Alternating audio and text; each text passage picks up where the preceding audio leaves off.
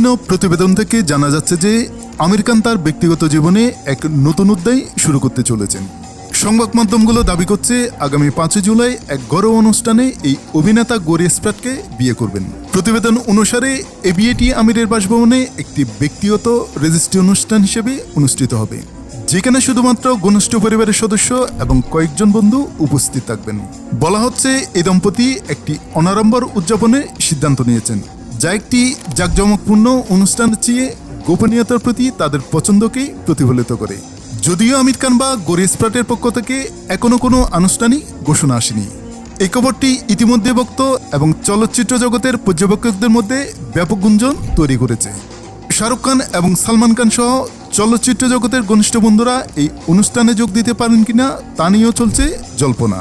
খবরটি সত্যি হলে এটি আমির খানের জন্য একটি নতুন ব্যক্তিগত মাইলফলক হবে, যিনি সাম্প্রতিক বছরগুলোতে তার ব্যক্তিগত জীবনকে মূলত জনসমক্ষের আড়ালে রেখেছেন।